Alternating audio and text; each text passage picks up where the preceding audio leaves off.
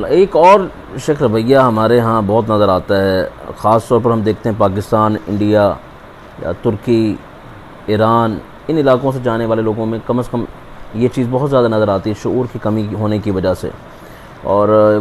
یقیناً اس پر نصیحت کی بھی ضرورت ہے۔ اور وہ یہ ہے کہ ہم دیکھتے ہیں کہ اب مسجد نبوی میں نماز کا ایک اجر ہے، مسجد حرام میں نماز کا ایک اجر ہے، لیکن لوگ یہاں کی نمازیں چھوڑ کر غار حرا جا رہے ہیں، غار ثور جا رہے ہیں، یا جو ہے وہ جو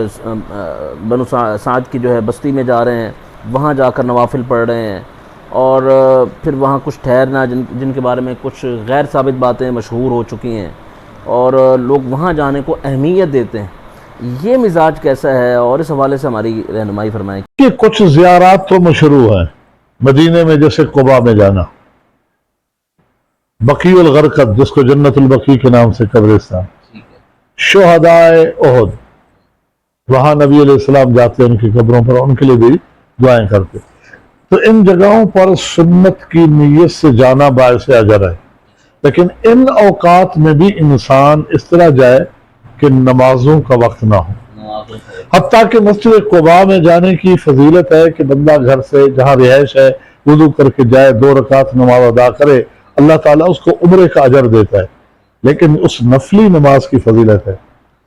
فرض مسجد نبوی میں آ کے ادا کرے، وہ فضیلت جو فرض کو حاصل ہے مسجد نبوی میں وہ قباء کو حاصل نہیں۔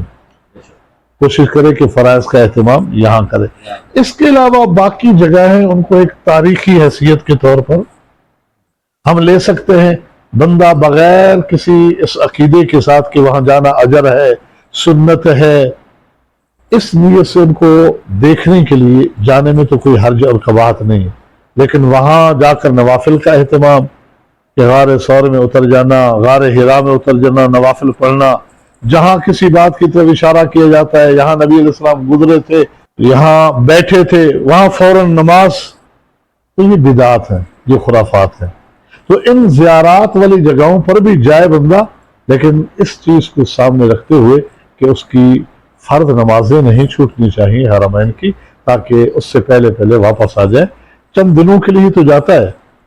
لہذا اس کا اصل مقصود جو ہے وہ فوت نہ ہو جائے۔ اگر وہ فوت ہو گیا، ادھر ادھر گھومتے رہے تو صاف ظاہر ہے کہ ہاتھ میں کچھ نہیں رہے گا۔